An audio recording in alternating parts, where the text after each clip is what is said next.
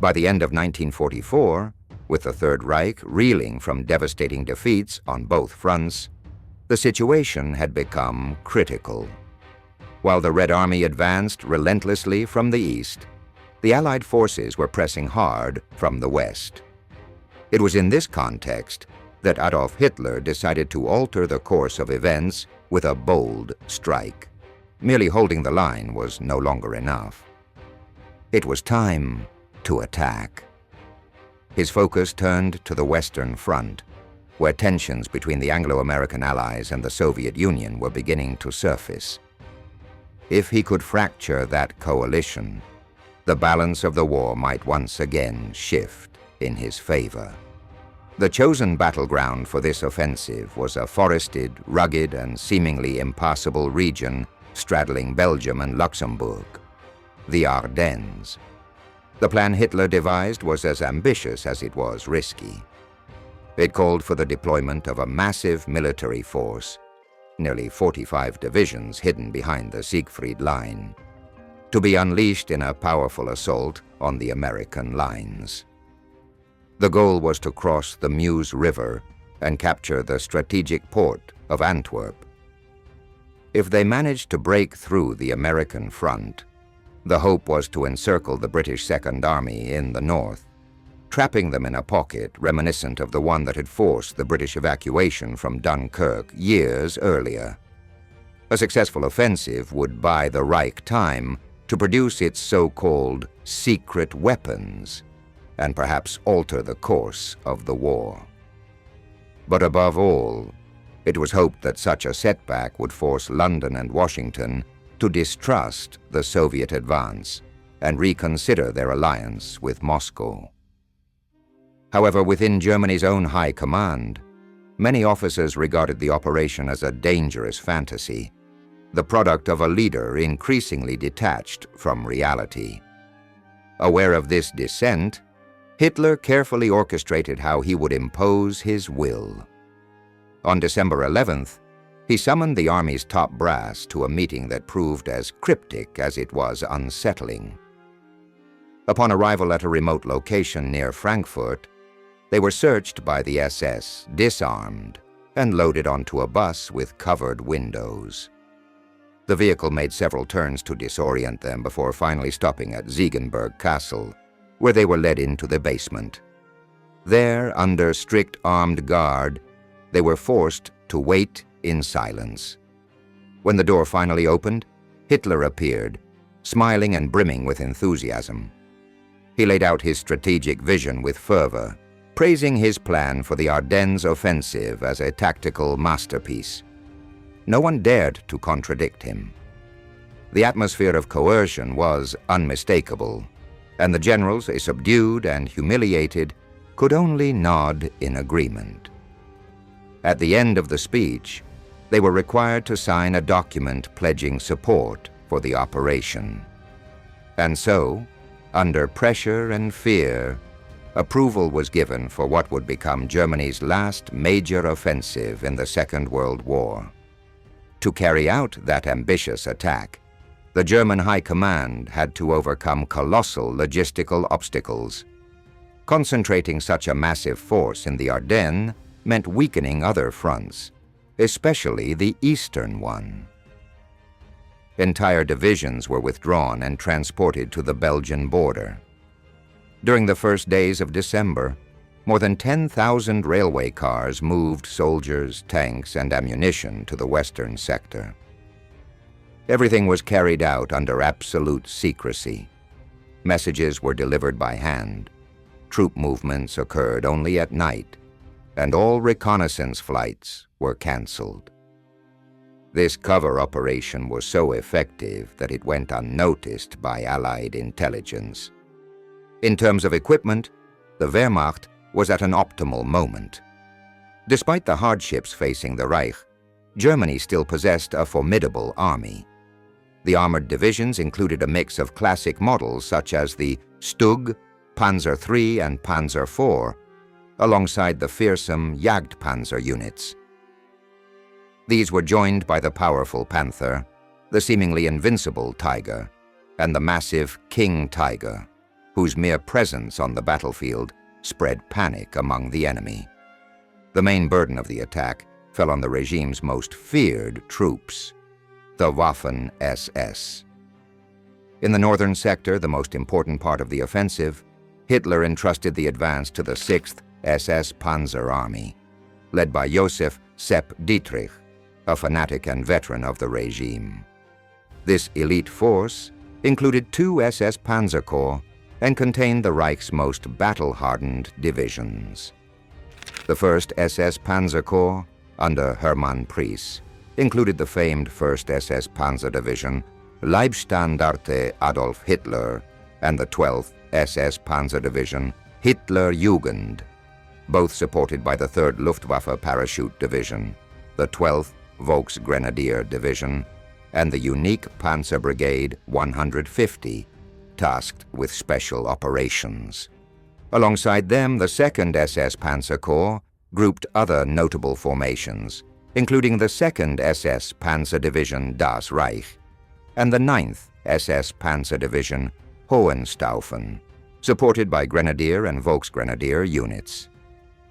In total, 4 Waffen-SS Panzer divisions formed the core of the armored assault. These units, reorganized after the battles in Normandy and Holland, were transferred from other fronts for this final strike. It was clear that Hitler was placing his last bet on the troops he considered most loyal and ruthless. The German Air Force, the Luftwaffe, also played a crucial role in the offensive. Among its most innovative assets was the Messerschmitt Me 262, the world's first operational jet fighter, joined by the veteran Bf 109 and FW 190 fighters. These were complemented by the Junkers Ju 88 and Heinkel He 111 bombers, and the dreaded Stukas, which, despite their age, continued to prove lethal in tactical bombing missions. On the ground, German firepower was no less impressive. Along the Ardennes hills, heavy artillery was deployed, including the powerful 88mm flak anti-aircraft guns and Nebelwerfer rocket launchers, capable of devastating troop and vehicle concentrations. Armored trains like the feared Leopold were also used, capable of transporting and firing gigantic artillery pieces across long distances. However, the true strategic threat lay in the V-1 and V-2 missiles, whose launchers, hidden in the region's forests, could unleash sudden and deadly bombardments on critical targets. This arsenal was further enhanced by innovations that transformed warfare: the Sturmgewehr 44, the first modern assault rifle, and night vision systems, which gave German troops a significant advantage during nighttime operations. While the Allied commanders underestimated the scale and readiness of the German forces, the Wehrmacht was finalizing preparations for one of the boldest offensives of the conflict. With new weapons, renewed tactics, and absolute secrecy, they were preparing to strike an unexpected blow at the heart of the Western Front. The offensive, called Operation Wacht am Rhein, would be the Third Reich's last major attempt to alter the course of the war.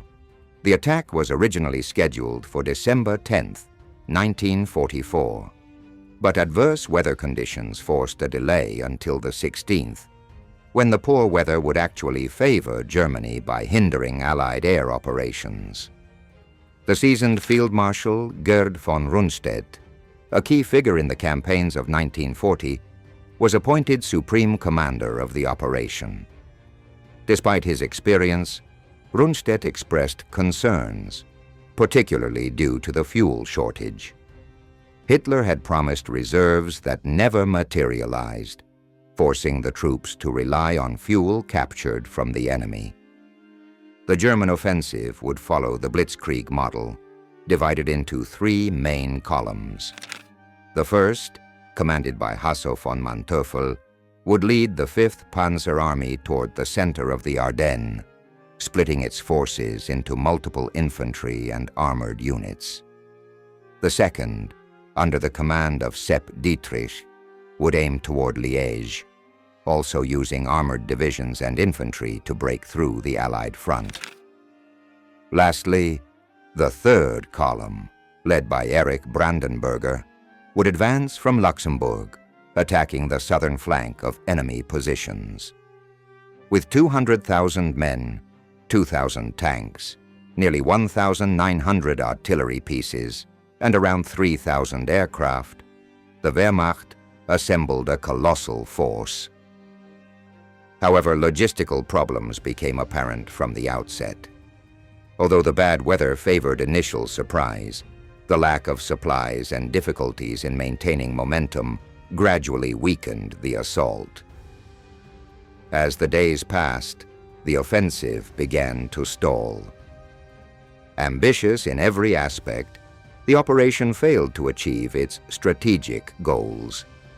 The Allied response was faster than expected, especially from the American forces, who tenaciously resisted the German advances. The arrival of reinforcements helped to halt the attack, marking the beginning of the definitive decline of the Reich's military power in the West. Although the early days were successful in terms of territorial penetration, the lack of resources and increasing enemy pressure ultimately turned the offensive into a complete failure. The Ardennes, a mountainous, rugged region spanning Belgium, Luxembourg, and parts of Germany, offered an extremely difficult environment.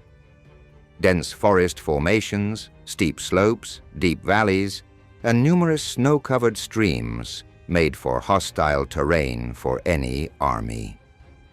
There, the U.S. Army deployment was scattered, disorganized, and in many areas, vulnerable. Recent campaigns, such as the failed Operation Market Garden and the brutal Battle of Hürtgen Forest, had left the troops exhausted and demoralized. Added to this were serious logistical difficulties. Supplies had to be transported from Normandy along long routes, complicating the delivery of essential resources. The consequences of the Battle of Hürtgen Forest were especially grave. With heavy losses and no real possibility of an immediate counteroffensive, the Allies were limited in their options. In an attempt to maintain morale and show initiative, Eisenhower called a high-level meeting in Maastricht on December 7, 1944.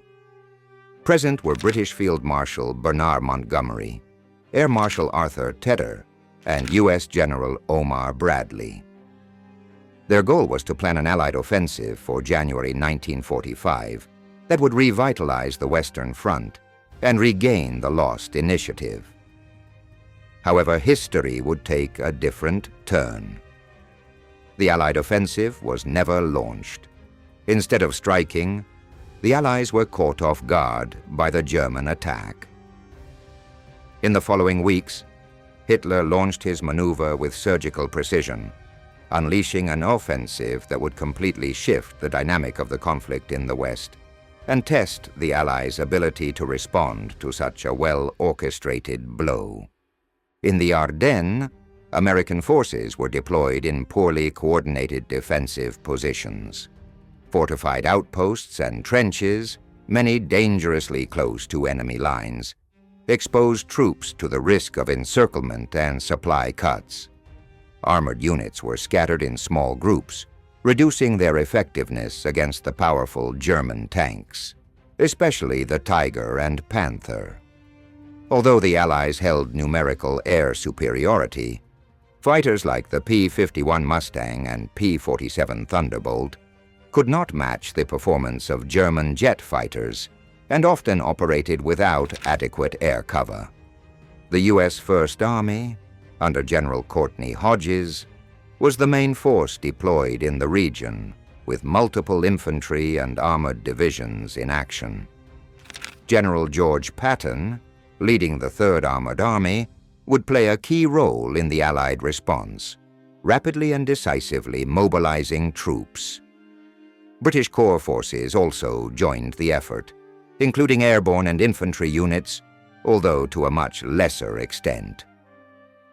In total, the Allies managed to gather approximately 83,000 soldiers, 242 tanks, 394 artillery pieces, and nearly 1,000 aircraft in the Ardennes sector. Despite these numbers, the impact of the German offensive was devastating from the outset. The harsh winter conditions, along with a lack of preparation and adequate equipment, led to a high number of frostbite casualties even before the fighting began. Morale among the soldiers was at its lowest, further affected by the approaching Christmas holidays. The terrain, the weather, and the element of surprise all worked in the Reich's favor. The Allied forces, though numerous, faced an unprecedented trial. What was about to unfold would not merely be a battle, it would be the Third Reich's final major attempt to change the course of the war in Western Europe. December 16th, the last blow in the Ardennes. Before dawn on December 16th, 1944, German forces launched a brutal assault on the Allied front in the Ardennes. More than 1,500 artillery pieces opened fire across a 141-kilometer front stretching through Luxembourg, Germany, and Belgium. The barrage was followed by the launch of V-1, V-2, and Rheinbote missiles, which struck cities such as Liège and Antwerp, sowing panic among the civilian population. The U.S. Fifth Corps, deployed on the front line, was caught off guard by the intense bombardment. Unable to respond, soldiers desperately dug into the snow for cover as shrapnel and tree fragments turned into deadly projectiles from the explosions. The terrain became a deadly trap. Along the Our River, the Germans employed a new diversion tactic. Massive searchlights projected their beams onto the low clouds, lighting up the sky as if it were daytime. This artificial glow temporarily blinded American troops and served as the signal to begin the Reich's advance. At the same time, 120 Junkers, Ju-52 aircraft, flew over the region, carrying paratroopers as part of Operation Stoesser. The 3rd Parachute Division, led by General August von der Heydte, was the first to jump. But the operation quickly turned chaotic. Numerous navigation errors caused many soldiers to land in the wrong areas, some as far off as the outskirts of Aachen and even parts of the Netherlands. Of the 1,200 men deployed, barely 300 managed to regroup near Eupen and Malmedy, creating disorder behind enemy lines. The second wave, led by Otto Skorzeny, was far more successful. His 150th Special Panzer Brigade, composed of elite commandos disguised in American uniforms and equipped with Willys jeeps, captured trucks and tanks, infiltrated undetected. These commandos manipulated road signs, placed fake red tape to simulate minefields, and diverted entire convoys.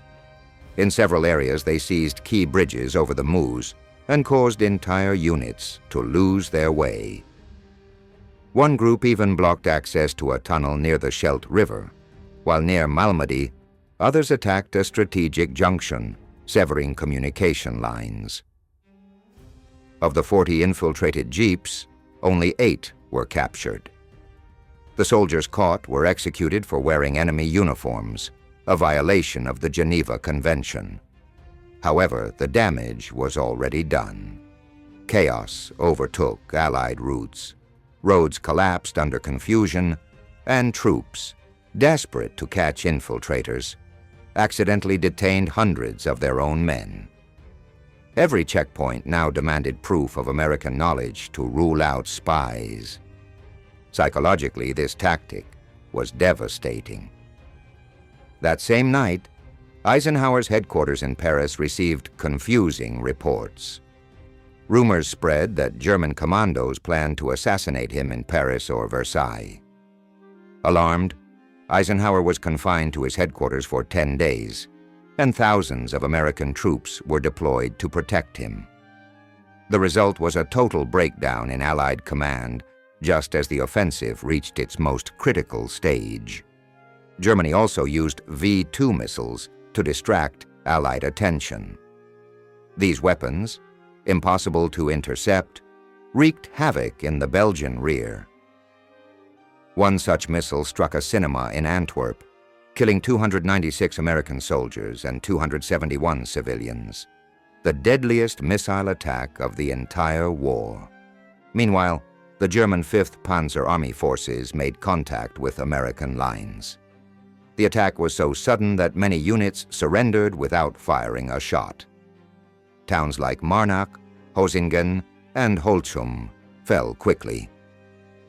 Only at the Aar River crossing was there some resistance, but it was easily overcome. In the northern sector, Sepp Dietrich's 6th Panzer Army launched its offensive against the U.S. 99th Infantry Division at Höfen. The 1st SS Panzer Division, Leibstandarte Adolf Hitler, spearheaded the assault. Despite the surprise, the Americans managed to retreat in an orderly fashion thanks to the forested terrain.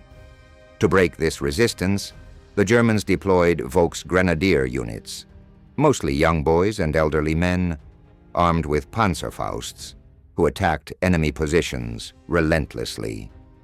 During the day, Kampfgruppe Peiper, with 124 armored vehicles and 2,000 men, reached Losheim. But traffic congestion caused by the 12th Volksgrenadier Division halted their progress. Joachim Peiper, in command, ordered his forces to push through their own allies to clear the road. Without hesitation, his tanks rammed the obstructing vehicles and, in their urgency, even crossed a German minefield, losing several vehicles but continuing the advance. By midday, they linked up with the German 3rd Parachute Division. Their troops joined the armored units, and together they captured the town of Buchholz, where American troops surrendered without resistance. Shortly afterward, another traffic jam caused by a column of U.S. vehicles was resolved with force. Peiper ordered them to be fired upon and destroyed completely. The assault cut off communications to the defenders in Honsfeld, who also ended up surrendering. Peiper continued advancing along the N23 road and captured the Bullingen airfield, where he took another 50 prisoners and seized a fuel depot. This find was crucial, as it allowed German tanks to refuel without delay. By late afternoon, the 1st SS Panzer Corps had broken through the positions of the U.S. 99th Infantry Division, splitting the American 5th Corps. The breakthrough left several units isolated and cut off from communication. That night, the remnants of the 99th attempted to hold the line at Heinerscheid, but they were repelled, losing numerous Sherman tanks. The division then began a chaotic retreat, constantly harassed by German forces. Near Lonsheim, the U.S. 14th Cavalry Group was annihilated. At Schnee-Eifel, American artillery batteries were completely destroyed. In Clairvaux, where the Allied headquarters was located inside an old castle, German troops stormed in after an intense siege. A panzer tank smashed through the main entrance and the defenders were gunned down inside the compound. By midnight, the reports reaching Paris were unclear. All that was known was that the Germans had launched a massive attack along a front over 100 kilometers wide. However, the reality was even worse. In just one day, 3 Allied divisions had been dismantled, and German forces were advancing with the same intensity as during the 1940 campaign. During the night of December 16th to 17th, the Allies ordered emergency reinforcements. The 106th Division was sent towards St. Vith, the 2nd Division to support the 99th, and the veteran 1st Infantry Division, Big Red One, was also mobilized. But the deployment was too slow. the 150th Special Panzer Brigade had already intercepted the relief units. In Elsenborn, the 99th Division was ambushed by Piper's column, suffering around 3,000 casualties between the dead, wounded, and captured. That same morning, Piper moved on to Ligneville. There, a Sherman tank destroyed a Panther, but was quickly taken out by another German Panzer. After securing the area and destroying the remaining Allied tanks hidden in the woods, Piper pushed on to Bühlingen, advancing over 6 kilometers into enemy lines. Ignoring orders to consolidate his position, he continued toward the Meuse, eliminating scattered units from the 9th Armored Division along the way. By the end of December 17th, Eisenhower realized the magnitude of the attack. He ordered the immediate deployment of the 82nd and 101st Airborne Divisions and set Patton's Third Armored Army into motion to halt the German advance. But the distance between Patton's troops and the front posed a serious obstacle. Time was against them. The only option was to hold out until reinforcements arrived.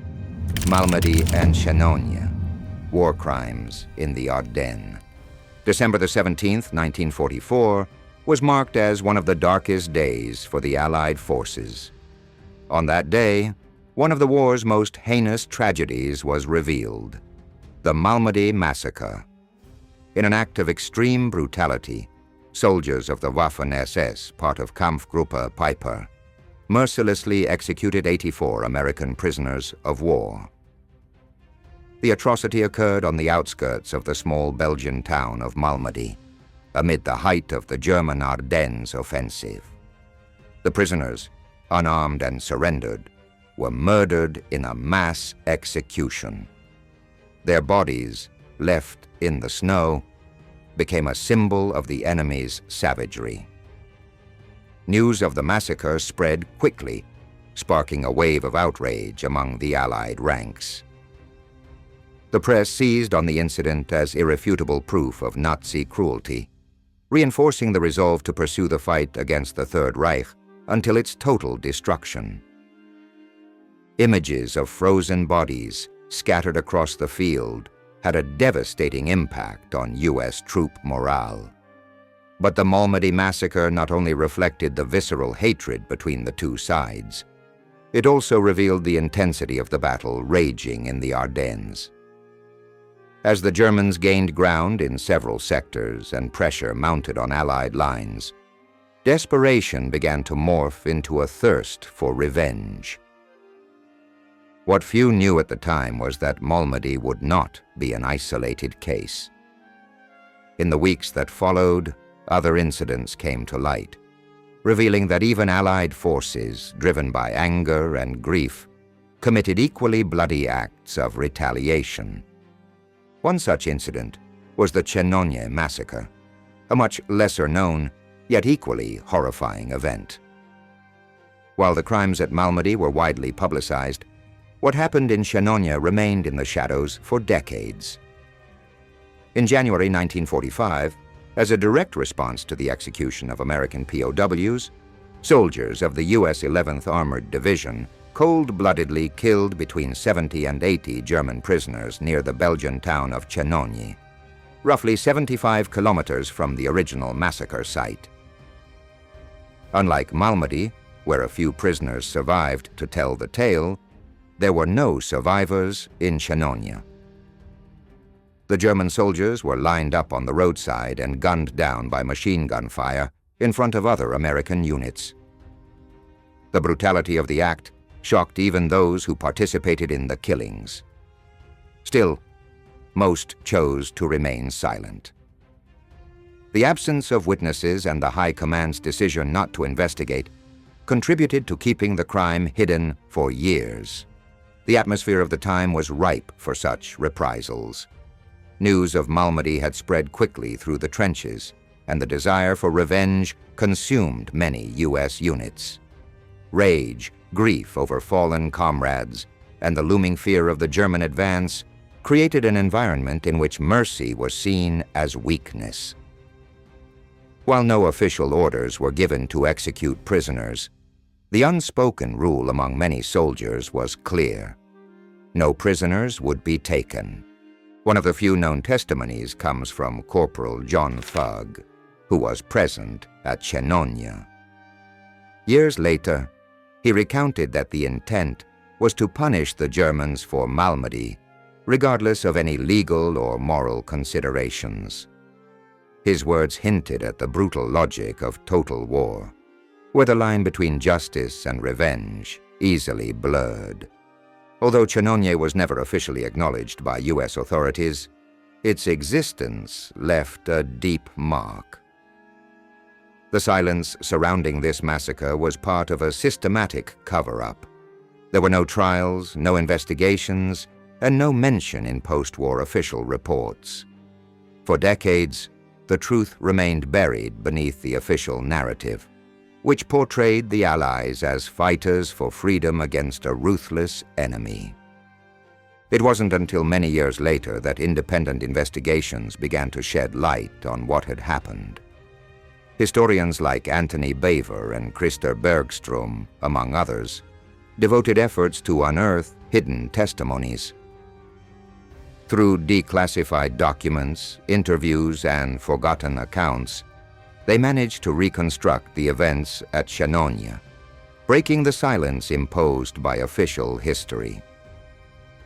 These findings not only revealed chilling details of the episode, but also challenged the traditional narrative of war crimes during World War II, a narrative that for decades had focused solely on Axis atrocities, while deliberately ignoring the excesses committed by Allied forces in the heat of battle.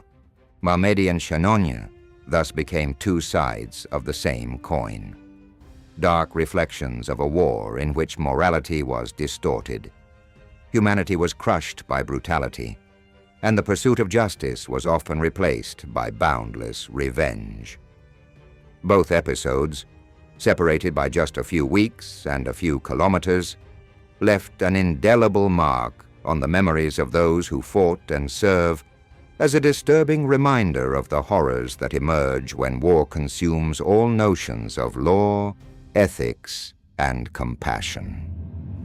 The Last Fortress, the heroic resistance of St. Vith in the Ardennes. The offensive on St. Vith began at dawn on December 18, 1944. The 62nd Volksgrenadier Division launched a relentless attack on the town, nestled along the Aue River, where U.S. forces maintained a defensive line stretching from Monschau to Elsenborn. The Germans, advancing to within just 500 meters of the objective, destroyed 3 Sherman tanks and took control of the hills surrounding the Wallerode Mill. By securing this dominant position, they quickly overran enemy defenses, destroyed 4 more tanks, and forced the Americans to retreat toward the center of St. Vith, where they attempted to reorganize for a prolonged defense. Meanwhile, several kilometers away, Kampfgruppe Peiper continued its advance. At dawn, his forces easily overran the defenders of Stavelot, sacked the town, and sped toward Trois Ponts. Their progress was halted by a small group of U.S. engineers led by Sergeant Charles Hensel, who managed to blow up the bridge over the Amblève River. Forced to reroute, Peiper headed toward La Glaise, but was spotted in the afternoon by a squadron of P-51 Mustangs that destroyed 10 of his tanks. Shortly after, he was attacked from the rear by delayed U.S. units in Stavelot, prompting another change in direction. Just a short distance away, the Germans overlooked a depot containing 11 million liters of fuel which, if discovered, could have dramatically altered the course of their advance. Alarmed by Kampfgruppe Peiper's proximity to the headquarters in Spa, Allied command ordered a partial evacuation deeper into Belgium. The German vanguard had already secured the Lienne River and captured the town of Habiemont.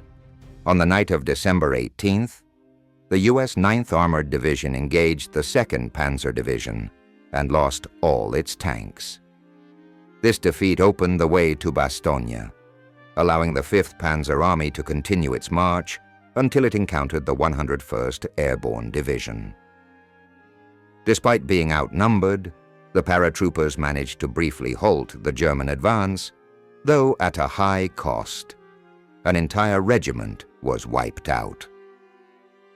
In the early hours of December 19th, German forces captured Schnee-Eifel. The 3 divisions attacking Saint-Vith destroyed 2 U.S. infantry regiments.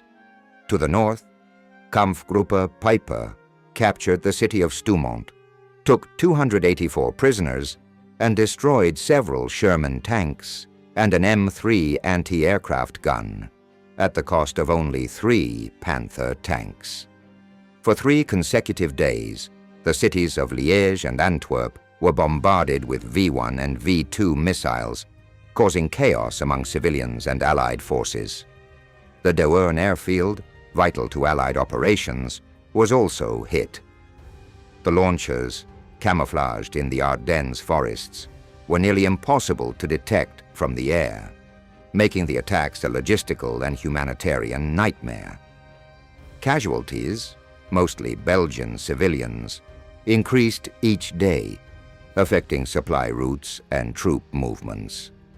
On December 20th, Kampfgruppe Peiper was forced to halt due to a lack of fuel. This pause allowed the 82nd Airborne Division to retreat into Saint-Vith, alongside the last available armored units. However, there was not enough time to establish a solid defense. The following day, December 21st, German forces launched a new attack from the northwest. After destroying 3 M10 tanks, they took the position of Breitfeld and advanced toward the main access point of the town.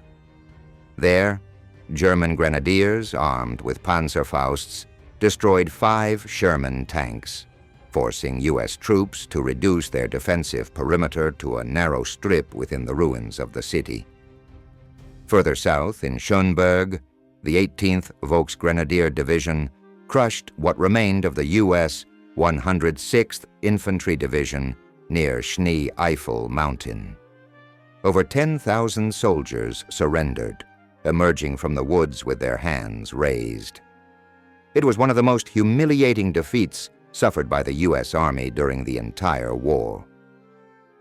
After several failed attempts, on December 22nd and 23rd, German King Tiger and Panther tanks launched a direct assault on Saint-Vith, annihilating the last remaining Sherman tanks. Many American tank crews, fearing they would be burned alive, abandoned their vehicles in haste and joined the retreating infantry.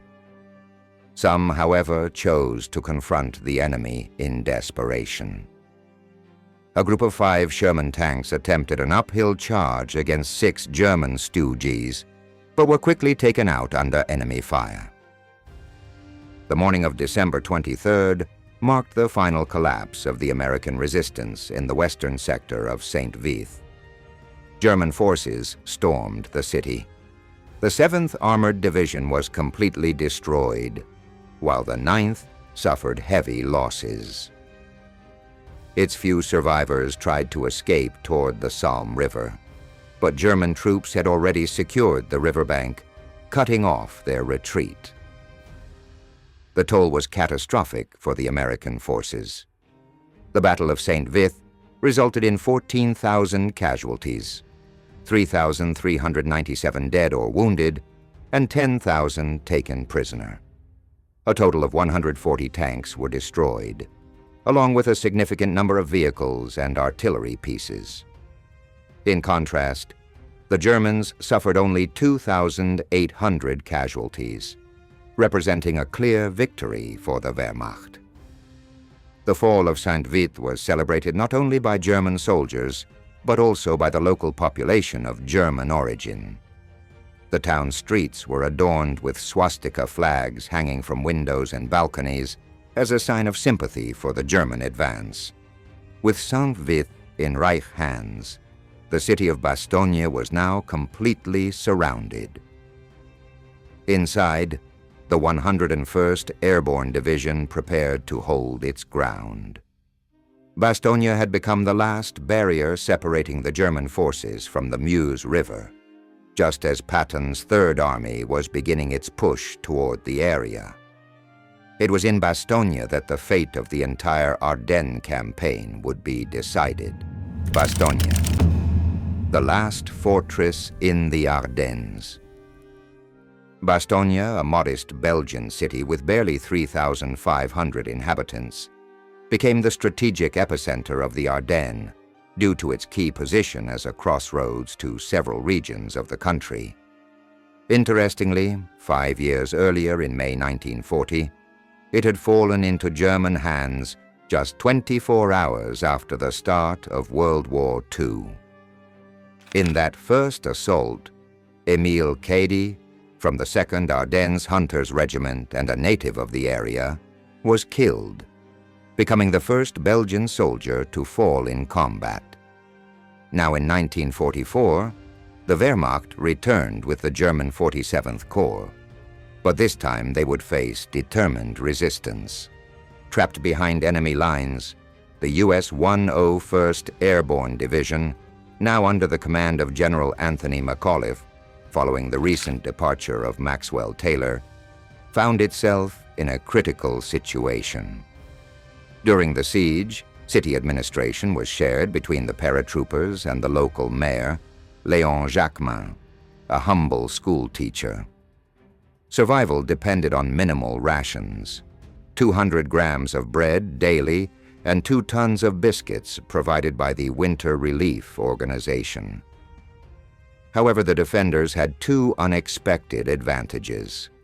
Local farmers managed to smuggle livestock into the city, providing fresh meat, and USK rations were distributed among both soldiers and civilians. Despite these resources, conditions inside Bastogne were extremely harsh. Hunger, extreme cold, lack of sleep, illness, and constant shelling shaped daily life. Still, the determination to resist prevailed.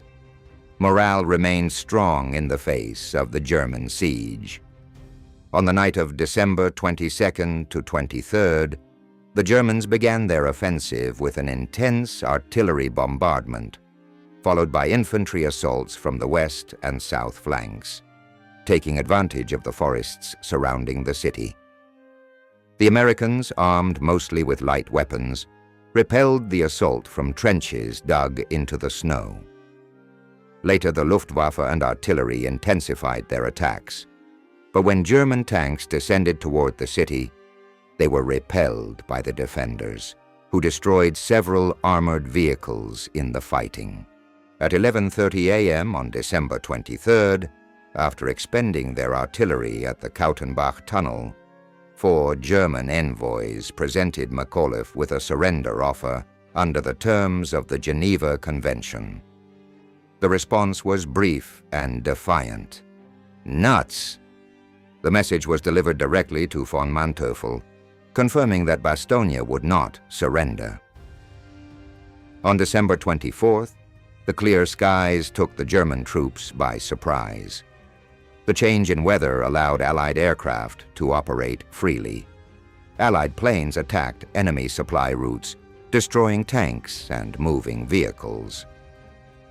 Simultaneously, C-47 Dakotas carried out over 3,000 flights to drop ammunition, food, and supplies over the besieged city. Thanks to this airlift, the paratroopers were able to celebrate Christmas Eve by sharing rations and small gifts delivered from the sky. The following day, Christmas, the 5th Panzer Army resumed its assault on Bastogne, disregarding its original objective, the Meuse River. The attack was halted by American artillery fire and bazookas that destroyed numerous German tanks. Infantry troops were also decimated by machine gun fire. Although some German squads managed to enter the city streets, they were repelled by the American resistance. In retaliation, the Luftwaffe bombarded Bastogne heavily during the night, causing numerous civilian and military casualties. While Bastogne held out, the 6th Panzer Army advanced through the forests, capturing Le Roche. On December 26th, the 2nd Panzer Division seized Rochefort and Celles, reaching just a few kilometers from the Meuse River before its tanks ran out of fuel. The furthest point reached by German forces was Foy Notre Dame, 100 kilometers inside Belgium. Despite this progress, the U.S. First Army offered fierce resistance at key locations such as Freiche, Manhay, Hotton, Marche, Grandmesnil, Houffalize, Boring, and the outskirts of Dinant. As a result, the Germans lost 86 tanks, 83 guns, and 280 trucks. Kampfgruppe Peiper, operating independently, was encircled in La Glaise after suffering heavy losses. Through a tactical maneuver, Peiper managed to break the encirclement and escape with part of his forces, but left behind enormous material losses. 36 tanks, including 15 Panthers, 8 Stooges, 7 King Tigers, and 6 Panzer Ives, 70 half-tracks, 12 armored vehicles, several anti-aircraft guns and mortars, and 888 casualties, including dead, wounded, and prisoners. Meanwhile, Patton's 3rd Armored Army was advancing swiftly toward Bastogne, facing barricades and obstacles created by German engineers who felled trees and laid traps to delay their progress. Ambushes like the one at Chaumont cost the lives of 65 American soldiers and destroyed 11 Sherman tanks. Nevertheless, Patton's advance boosted the morale of the besieged troops, who by midday on December 23rd were already emerging from their shelters, knowing rescue was near. Patton's forces encircled the city from the south and opened fire on German positions, forcing them to fall back. Finally, at 4:50 p.m. on December 31st, they managed to break the siege. But the battle didn't end there. Between December 27th and 30th, intense fighting continued in the surrounding areas, including a fierce tank battle between 50 Panzerwerfers and 350 Shermans. Although the Germans prevailed in that specific engagement, the overwhelming numerical superiority of the Americans quickly turned the tide. Allied air power also played a decisive role, destroying German columns across various sectors of the Ardennes. At the same time, Belgian and Luxembourgish resistance fighters sabotaged key routes and positions, further slowing the enemy's advance. From Berlin, Hitler, enraged by the failure of the offensive, ordered a general withdrawal to the Siegfried Line. On December the 31st, American forces regained control of Bastogne and of 1/3 of the Ardennes. However, the German High Command still had one card left to play: Operation Bodenplatte, conceived as a surprise air offensive. The Ardennes campaign and its supporting operations cost Germany 80,000 men and exhausted the Reich's fuel reserves. Hitler refused to acknowledge defeat, rejecting any comparison to the Kaiserschlacht offensive of 1918, which he considered a symbol of internal betrayal and humiliating surrender. "We will never surrender. We may perish, but the whole world will fall with us," he declared in anger. General Guderian, dismayed by the situation in the east, returned to headquarters twice during those days. On January 1st, as regime dignitaries came to pay their respects to the Führer for the new year, Operation North Wind was launched in Alsace as a parallel action to the main offensive. That day proved disastrous for the Luftwaffe. In an attempt to impress Hitler, Göring mobilized 1,000 aircraft to attack ground targets on the Western Front. The result was the near-total destruction of the German Air Force, granting the Allies absolute dominance of the skies. That same January 1st, German radio broadcast Hitler's New Year's speech. There was no mention of the situation in the West or the so-called Wunderwaffen. Instead, the Führer addressed his people with somber words. German people, National Socialists, compatriots, the events of the past year have compelled me to devote every second of my time, all my energy and concentration, to a single cause, the struggle for the destiny of our people. Operation Bodenplatte, the Third Reich's last breath in the air. The so-called Operation Bodenplatte was conceived as a desperate measure by Adolf Hitler in the event that the ground offensive in the Ardennes failed. While German divisions, both from the Wehrmacht and the Waffen-SS, consolidated their positions in the eastern Ardennes in anticipation of an imminent Allied counter-offensive, the Luftwaffe prepared to launch a massive air assault. Its objective: to annihilate the Allied air forces stationed in Belgium, the Netherlands, and northern France, thereby eliminating their aerial support and allowing German ground forces to regain the initiative. To execute the operation, the Luftwaffe arranged for squadrons to take off from various airfields in Germany, aiming to strike and destroy key enemy air bases. The goal was clear: reduce Allied aviation to ashes and weaken their offensive capacity. It was a bold gamble meant to reverse Allied air superiority and restore the balance of power in Europe. On the night of December 31st, 1944, German pilots received strict orders: no celebrations, abstain from alcohol, and prepare for a top priority mission. At dawn on January 1st, 1945, the so-called Hermann Order was activated, inspired by the Germanic victory in the Teutoburg Forest in 9 AD. This order marked the beginning of one of the largest air attacks of the conflict. More than 900 German planes took off simultaneously, heading toward enemy airfields in France, Belgium, the Netherlands, and Luxembourg. However, the operation faced setbacks from the start. In Helmond, a navigational error led German forces to attack an empty base, losing 27 aircraft in the process. In Eindhoven, they managed to destroy 110 enemy planes while losing only 15 of their own. At Gilsee and Ryan, jet fighters like the Arado R-234 and Messerschmitt Me 262 took part in the assault, though with limited results. Tactically, Operation Bodenplatte was a partial success. Germany inflicted significant losses on the Allies, but paid a steep price. Although a large number of enemy aircraft were destroyed, the Luftwaffe's losses were irreplaceable.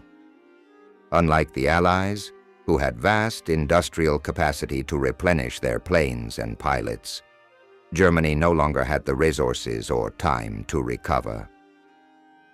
During the attack, the Allies lost 465 aircraft, and another 190 were damaged. 4 airfields were completely destroyed and 10 others severely damaged. Additionally, 48 tanks were lost. In comparison, Germany lost 275 planes and had 69 damaged. Although it was a hard blow in the short term, its impact did not last. By mid-January 1945, the Allies had already re-established air superiority. After the attack, German forces continued to operate in the Ardennes with minor actions, but failed to achieve any significant advances. Meanwhile, American troops turned their attention to destroying V-1 and V-2 missile launch sites, which had caused havoc in cities like London, Liège, and Antwerp. The arrival of the British XXX Corps was key in consolidating the Allied advantage on the ground. As January progressed, the German offensive crumbled. What began as the Ardennes offensive turned into a continuous retreat under Allied pressure. the U.S. Army took the initiative and pushed German forces back toward their border. Facing the Soviet threat in the east, units like the 6th Panzer Army were withdrawn from the Western Front and sent to Hungary. Despite the general retreat, German forces continued to fight fiercely. On January 2nd, 2 King Tiger tanks destroyed 22 Shermans between Arloncourt and Marguerite. On the 3rd, the 12th SS Panzer Division Hitlerjugend destroyed 48 enemy tanks en route to Bastogne. And on the 4th, Patton's Third Army suffered one of its worst defeats. 20 German tanks destroyed 16 Shermans and inflicted 475 casualties, including dead and prisoners. The last tactical success of the German forces in the region occurred at Bizori. There, the 26th and 340th Volksgrenadier Divisions managed to drive the Americans from their positions and capture the village, advancing more than 2 kilometers. However, the Allied counteroffensive began immediately. That same day, they recaptured Baraque de Frétur and Sambre, initiating an unstoppable advance. On January 15th, the Allies broke through the German lines via the Ondenwall Pass. On the 17th, they took Houffalize. On the 18th, they crossed the Sur River. On the 20th, they occupied Born and Honingen. On the 23rd, they liberated Saint-Vith and Trois-Verges. On the 24th, they entered Heinrichsheide. And on the 25th, they took Wallerode and Weißwampas. Finally, on January 27th, Allied troops reached Prumeberg. Realizing that holding their positions in the Ardennes was impossible, and facing the risk of being trapped before reaching the Rhine, the German High Command, with Hitler's direct approval, ordered a general withdrawal. The Wehrmacht and Waffen-SS units fell back to their original lines, preserving part of their forces. On January 28, 1945, the German army completely abandoned Belgium and Luxembourg, marking the end of the Battle of the Ardennes.